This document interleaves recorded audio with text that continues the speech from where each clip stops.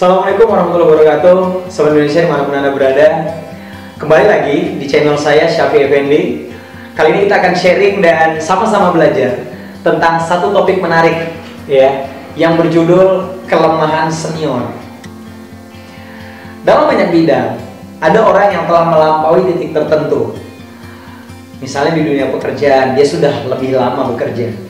Di dunia bisnis, dia sudah mulai lebih awal mulainya.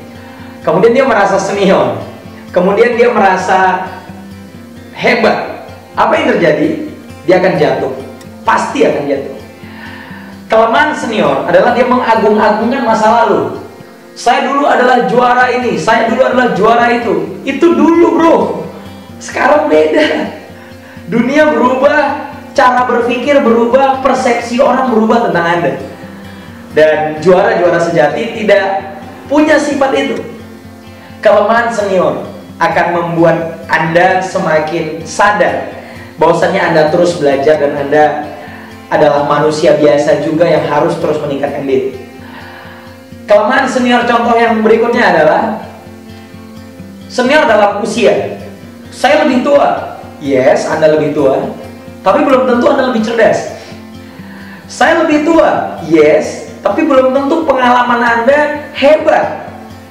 Bisa jadi pengalaman Anda adalah pengalaman yang usianya 1 tahun diulang 30 kali. Ada orang muda yang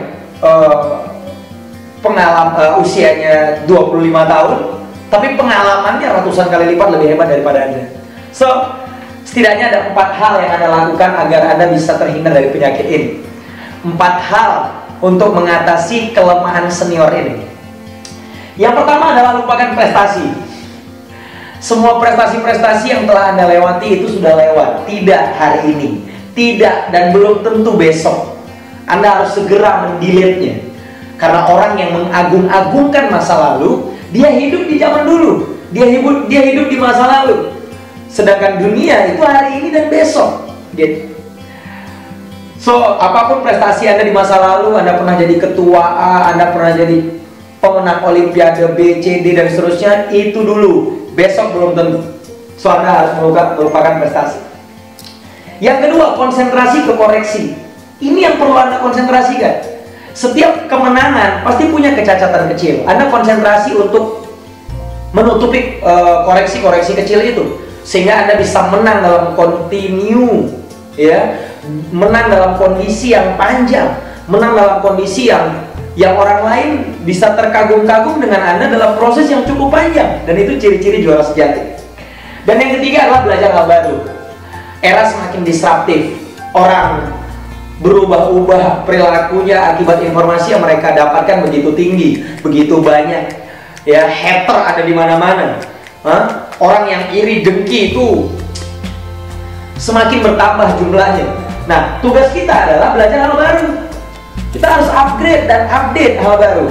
Hal baru, ingat, di video sebelumnya saya cerita tentang cara belajar. Hati-hati terhadap cara belajar Anda. Belajar hal baru, hal yang sesuai dengan kebutuhan Anda. Hal baru, hal yang sesuai dengan experience Anda di masa lalu dan apa yang akan Anda tuju di masa depan. Dan yang ketiga adalah rendah hati.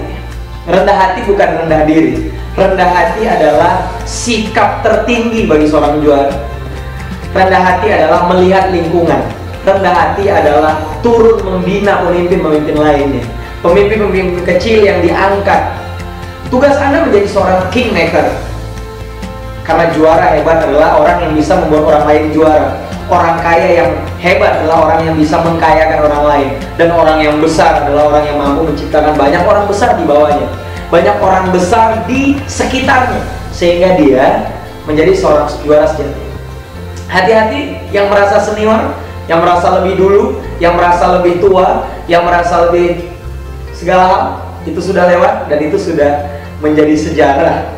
Sejarah itu boleh nggak merayakan kemenangan? Boleh. Untuk semangat boleh, tapi jangan terlalu lama. Karena perayaan itu hanya sebentar, kemudian lupakan segera. Anda konsentrasi ke pertandingan-pertandingan berikutnya, peristiwa-peristiwa berikutnya.